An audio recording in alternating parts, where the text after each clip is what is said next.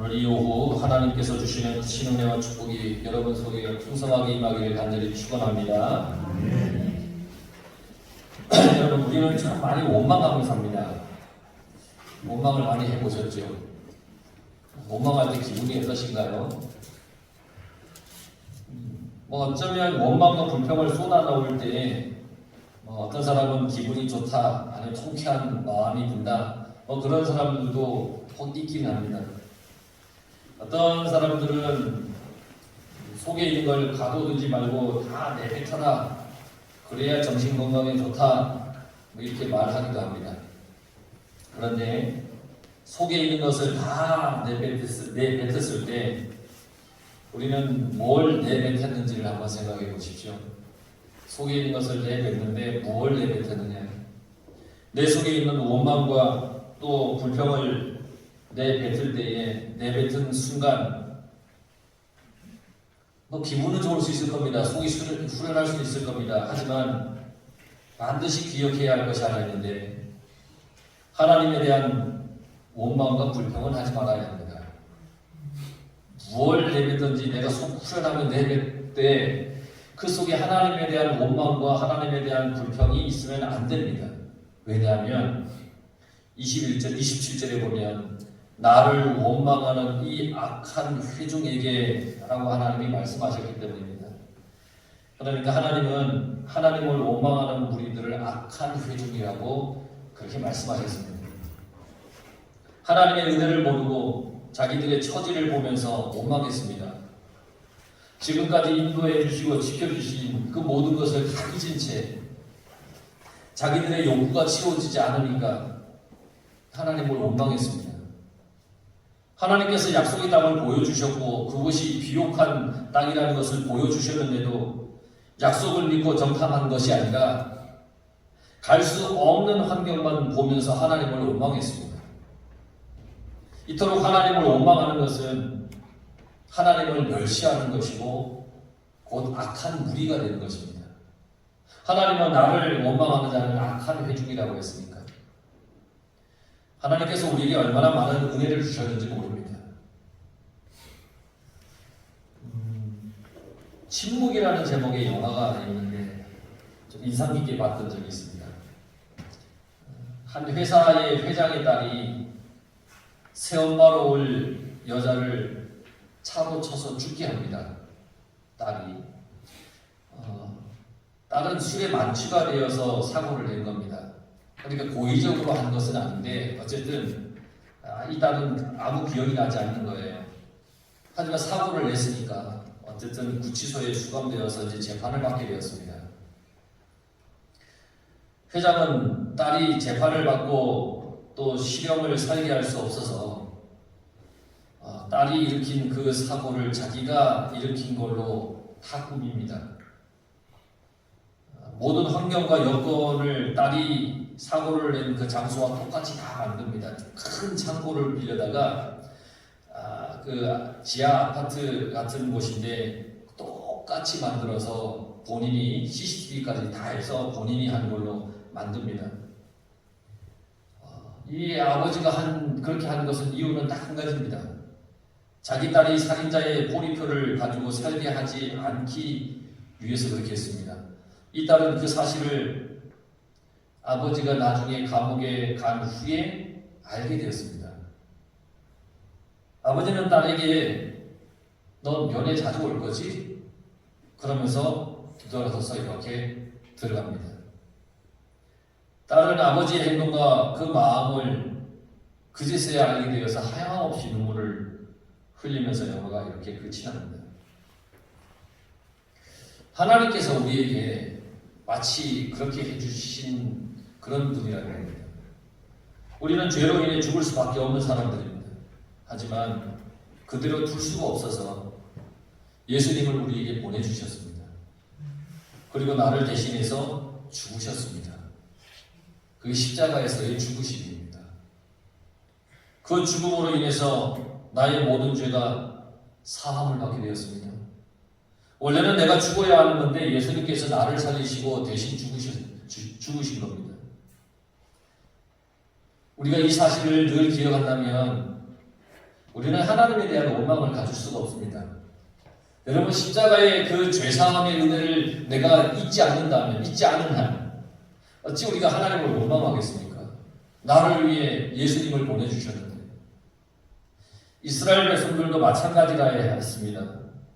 애굽에서 탈출하였고 지금까지 쭉 지내왔는데 하나님이 얼마나 많이 그들을 도왔습니까? 삶의 가장 기본이 되는 먹을 것도 주시고 그것도 매일 주셨잖아요. 물이 없을 때 마실 물도 주셨습니다. 강한 족속, 강한 민족들과 싸울 때 하나님이 이길 수 있게 그들에게 힘을 주셨습니다. 이 정도면 이스라엘 백성들은 하나님께 날마다 감사해야 되지 않겠습니까? 매일 먹을 걸 주셨다는 그 이유만으로도 감사해야 되지 않겠습니까? 굶어 죽지 않게 했으니 얼마나 감사합니까? 그런데 이들은 항상 하나님께 원망하며 하나님께 대들었습니다. 여러분, 나도 그러고 있지 않는가 한번 생각해 보십시오. 십자가의 은혜를 생각만 해도 그저 감사할 따름인데 나를 영원한 죽음에서 영원한 생명으로 이끌어 주신 그 은혜만을 생각할 때 우리는 기뻐하고 감사해야 되는데 말이죠. 여러분, 원망하는 악한 무리에 속하지 말고 감사하는 사람이 되시기를 바랍니다. 하나님께서 우리의 기도의 소리를 들으십니다. 믿으시죠? 여러분, 하나님이 여러분들의 기도를 들으신다는 걸 믿으시죠? 그러니까 우리가 하나님께 기도하는 겁니다. 그런데 하나님이 우리의 기도의 소리만 듣느냐? 아닙니다. 원망하는 소리도 듣습니다. 27절에 보면 이스라엘 자손이 나를 향하여 원망하는 바 그 원망하는 말을 내가 들었노라. 내가 원망하면 그 원망하는 소리도 들으신다는 거예요. 28절에 너희 말이 내 귀에 들린 대로 내가 너희에게 행하리니. 그러니까 여러분, 하나님은 우리 소리를 다 들으세요. 너희 말이 내 귀에 들린 대로 내가 너희에게 행할 거다. 내가 무슨 말을 하든지 하나님께서 다 들으세요. 하나님은 우리의 말에 아주 관심이 많으세요. 그러니까 여러분, 하나님 앞에 간절한 기도를 하여서 그 기도의 소리를 하나님께 들리게 할 건지, 아니면 나의 욕심이 차고 넘쳐서 이 욕심이 끊어지지 않아서 탐욕이 사라지지 않아서 늘 원망하는 소리를 하나님께 들리게 할 것인지, 여러분 어떻게 살 것인지를 우리는 분명히 정하여 살아야 됩니다. 하나님은 우리의 소리를 다 들으십니다. 근데 보세요. 사람들은 자기 귀에 듣기 좋은 말만 듣잖아요. 근데 하나님은 우리의 말을 하나도 빼지 않고 다 들으세요. 들은 대로 행하신다고 그랬어요. 내가 무슨 말로 하나님께 기도해야 할까요? 내가 하나님께 드린 기도대로 행하신다고 했으니까 무슨 말로 기도해야 하죠? 원망하면 그 원망한 내용 그대로 행하시겠죠. 감사하면 감사하는 그 내용대로 또 나에게 행해 주시겠죠. 믿음의 말을 하면 나의 믿음대로 행하여 주시겠죠. 그러니 여러분, 믿음의 말을 하시고 감사의 말을 하시고 은혜의 말을 하시고 축복의 말을 하며 살아가시기 바랍니다. 우리 서로 옆에 있는 분하고 이렇게 인사할까요? 당신이 그런 말 하길 원합니다. 옆에 있는 사람만 하라는 것이 아니에요. 나도 해야 되는 겁니다. 나도 해야 되는 거예요. 그러니까 내가 가져야 할 믿음의 말이 뭘까요? 하나님 돈 많이 벌게 해주세요. 이거일까요? 좋은 차, 좋은 집 구입하게 해주세요. 그거일까요? 우선 내가 해야 할 믿음의 말은 뭐냐? 나를 죄에서 구원해 주신 그분은 하나님이십니다. 이 고백입니다. 나에게 영원한 생명을 주신 분은 하나님이십니다. 지금까지 나를 이끌어 오신 분은 하나님이십니다. 이런 고백이 여러분 입속에서 나와야 되는 겁니다. 이스라엘 백성들이 정탐하고 돌아온 이 10명의 정탐꾼의 말을 듣고 그들이 무슨 원망의 말을 했는지 아시죠? 차라리 애국에서 죽었으면 좋겠다 그랬습니다. 12명이 정탐을 갔다 왔는데 10명이 아주 우리는 거기 가면 죽습니다. 우리는 거기 가면 그들에게 메뚜기 신세밖에 안 됩니다. 막 그런 말을 하니까 백성들이 차라리 애국에서 죽는 게 나을 뻔했다. 그렇게 얘기를 합니다. 가나안에 들어가면 여자와 아이들이 붙잡혀서 위험을 당할 것이다. 이 말은 뭡니까? 우리 가나안 땅에 들어가지 않는 게 좋겠다라는 거잖아요. 그래서 그들의 말대로 원망하는 그 원망대로 해주겠다고 하나님은 말씀하셨습니다. 그들이 그렇게 얘기를 했잖아요. 차라리 안 들어가는 게 낫겠다. 차라리 안 들어가는 게 낫겠다. 그러니까 29절에 하나님이 뭐라고 말씀하셨습니다. 너희 시체가 이 광야에 엎드려질 것이다. 너희 중에서 20세 이상으로 계수된 자, 곧 나를 원망한 자 전부가. 그러니까 뭐예요? 전부 20세 이상 전부가 다 뭐했어요? 원망했어요. 가나안에 들어가지 않는 게 좋겠다고 한 그들을 하나님은 가나안에 들어가지 못하게 했어요. 그들의 말대로 행하여 주신 거예요. 하지만 여호수아와 갈렙은 들어갈 것이라고 했습니다. 그들은 가나안은 하나님의 축복의 땅이고 그들에게 주시고자 하는 땅이라고 말했기 때문입니다. 여러분, 나는 요즘 무슨 말을 하며 살고 있는지 한번 생각해 보세요. 나는 무슨 말을 하고 살고 있는가? 내가 하나님 앞에서 무슨 말을 하고 살고 있는가? 내가 요즘 하나님 앞에 어떤 기도를 드리고 있는가? 지금 나의 형편과 처지에 대해서 원망하고 불평만 하고 있는가? 지금 나를 여기까지 이끄신 은혜에 감사하고 있는가? 내가 무슨 말을 하고 있지? 지금 요즘 무슨 말을 많이 하지? 내가 요즘 무슨 기도를 많이 하지? 내가 말한 그대로 행해 주시겠다는 거예요. 여러분 복된 말을 하며 살아가시기 바랍니다. 우리는 참으로 연약해서 원망과 불평을 많이 하지만 하나님께서 하신 말씀이라면, 하나님께서 주신 말씀이라면 여러분 믿으시기 바랍니다. 나의 죄를 용서하신다는 하나님을 말씀을 믿고 나를 영원한 생명의 길로 걸어가게 해주신다는 하나님의 그 말씀을 믿고 구원의 소식은 믿는 자에게 이루어진다 그랬으니까 구원의 소식을 믿고 십자가와 부활을 믿는 자에게 죄사함과 새 생명이 주어진다고 했으니 십자가와 부활의 사건을 믿으며 여러분 살아갈 수 있기를 간절히 바랍니다. 근데 이스라엘 백성들이 원망을 했다고 했잖아요. 그 원망의 대가가 있습니다. 34절에 보면 그 땅을 정탐한 날 수인 40일의 하루를 1년으로 쳐서 그 40년간 너희의 죄악을 담당할지니 너희는 그제서야 내가 싫어하면 어떻게 되는지 알리라. 정탐한 날에 40일 정탐했으니까 하루를 1년 쳐서 광야에 40년을 지나게 하신다는 겁니다. 원래는 일주일이면 들어갈 수 있는 가나안 땅입니다. 아주 가까운 땅입니다. 근데 그들의 원망 때문에 40일 정탐의 날이 40년이 되었습니다. 근데 하나님이 이들을 40년 동안 이렇게 돌게 한 이유가 있습니다. 왜냐하면 이 불평한 무리들이 자연적으로 정리될 때까지입니다. 자연적으로 정리. 40년이면 20세 이상의 장정들은 힘든 광야의 생활에서 모두 죽게 될 겁니다. 또 악평을 한 10명이 있었지요.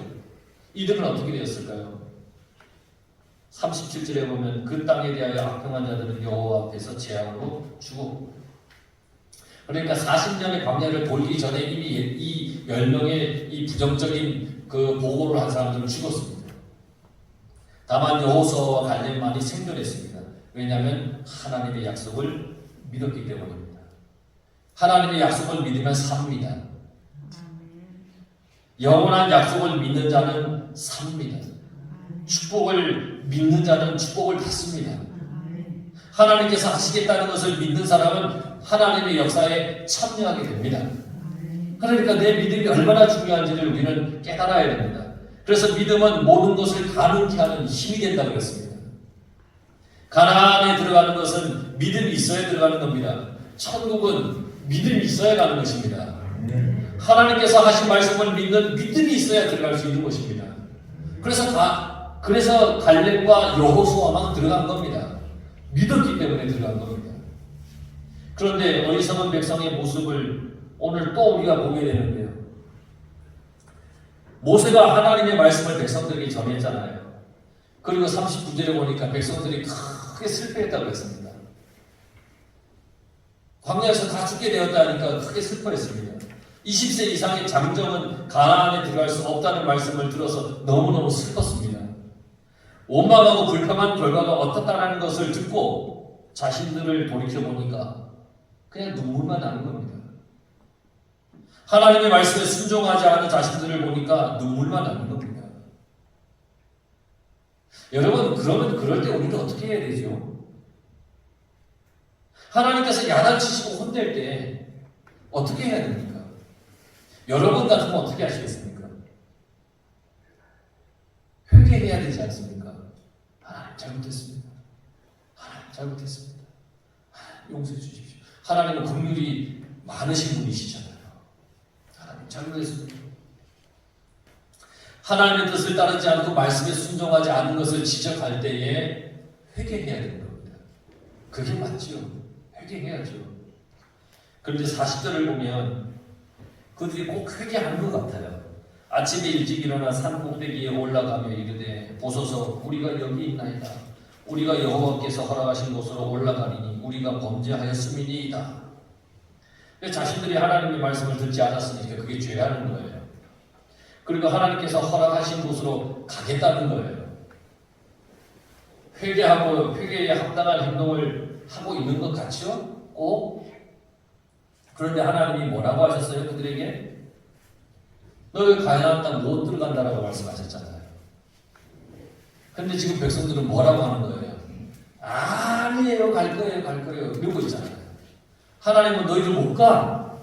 죄 때문에 못 가. 아니에요, 우리 갈 거예요, 갈 거예요. 이러고 있어요. 하나님께서 그들에게 허락하지 않았어요. 늦었어요. 회개하고 있는 것 같지만 여전히 자기 마음대로 하고 있는 거예요. 아차 싶어서. 하나님의 뜻이랑 전혀 다르게 행동하고 있는 거예요. 모세가 분명히 말했습니다. 41절에 어찌하여 이제 여호와의 명령을 범하느냐 이 일이 형통하지 못하리라. 백성들은 자기들이 당장 가나안으로 가는 것이 하나님의 뜻이라고 착각해버렸어요. 정탐하고 와서 못 갑니다. 그러니까 하나님께서 막 야단치시니까 너희들 다 죽을 거야. 그러니까 가야 되는 건가? 가겠습니다. 가겠습니다. 뭐 이러고 있는 겁니다. 지금 가나안으로 가는 것은 하나님의 명령을 어기는 겁니다. 이미 하나님께서는 너희들 40년 동안 광야에서 살아야 돼 라고 말씀하셨어요. 근데 광야 아닙니다. 우리 가나안 지금 가겠습니다. 막 이러고 있는 겁니다. 백성들이.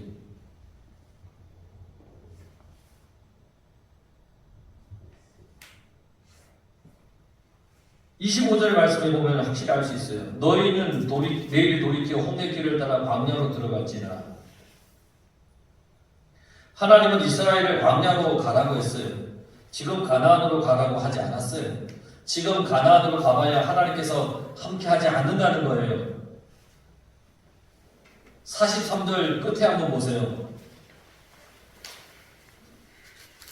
여호와께서 너희와 함께하지 아니하시리라 하나. 여호와께서 너희와 함께하지 아니하실 것이다. 그렇게 말씀하였으나 모세가 백성들에게 하나님은 당신들과 함께하지 않습니다. 이때 백성들의 행동은 그러나입니다. 하나님은 함께하지 않는다는데도 그러나 자기들 하고 싶은 대로 하는 겁니다.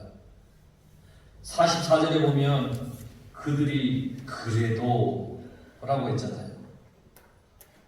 하나님의 뜻이 아니라고 하는데도 그들은 그래도 산꼭대기로 가버렸습니다.